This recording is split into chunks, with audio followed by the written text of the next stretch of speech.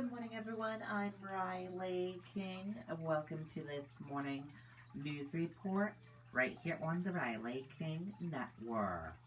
Let's begin. Biden administration allows access to border facility, but not ones over capacity. Biden holds the first formal solo news conference of his presidency today. The Biden administration on Wednesday for the first time let journalists into a Texas border facility housing young migrants who crossed the southern border after weeks of denying access to members of the news media.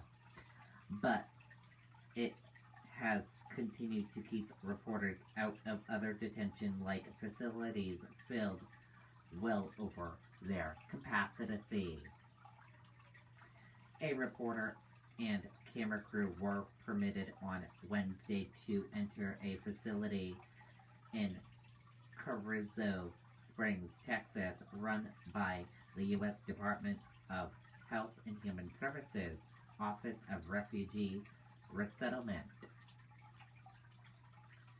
That accompanied a delegation of White House officials and members of Congress touring the facility for minors who have arrived at the border, unaccompanied by parents.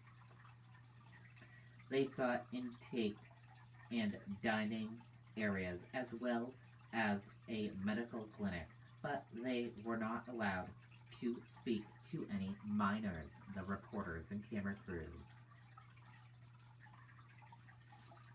The administration granted the press access a day before President Joe Biden is scheduled to hold the first formal solo news conference of his presidency, where he is likely to face questions about why the administration was keeping the news media out.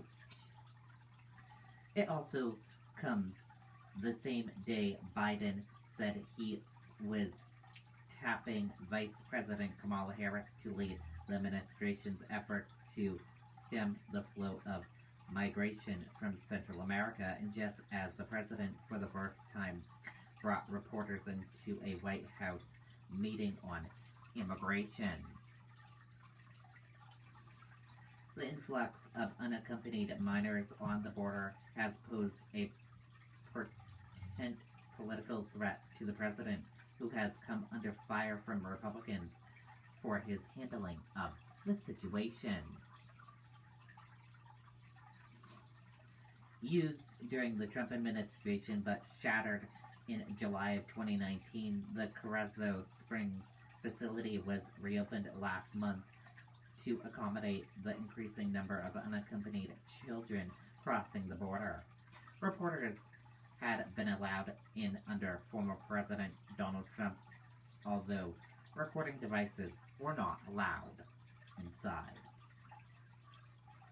There are currently 766 boys ranging in age of 13 to 17 years old in the facility, which has never reached its capacity of 952, officials told reporters who represented several U.S. television networks, including ABC News. While the journalists were not allowed to speak with the children whom they saw walking around the grounds and playing soccer and basketball, the members of Congress touring the facility were. Officials said the facility is not at capacity since they have set aside space for teens who test positive for COVID-19 when they arrive at the facility, and that 108 have tested positive, according to the reporter. The group was also taken to an empty classroom, recorded videos of piles of clothing for new arrivals, and saw employees walking around outside the building on the grounds. The administration has continued to block access to other facilities along the border, that actually have far surpassed their capacity. The White House has cited concerns over privacy in coronavirus pandemic. The Carrizo Springs HHS facility and others like it represent the second step for many accompanied minors picked up by U.S. authorities on the southern border. First, they are typically taken to detention-like facilities run by U.S. Customs and Border Protection, where they are by law only supposed to remain for up to 72 hours before being transferred to HHS shelters or sent to live with sponsors. Those facilities do not have the same capacity for dealing with children that the HHS ones do. In recent weeks, the CBP facilities have become overwhelmed with thousands of minors awaiting to be transferred, a record as HHS has struggled to provide enough space. HHS has recently said it was opening special intake facilities at convention centers in Dallas and San Diego to help take more minors out of CBP custody. The department plans to open a second facility in Carrizo Springs and is bringing another similar facility online in Pesco, Texas to house a total of 2,500 migrant kids. As of this week, there were approximately 10,500 minors in HHS custody, with nearly 5,000 in CBP custody. The first glimpse inside a crowded CBP facility came Monday from Democratic Rep.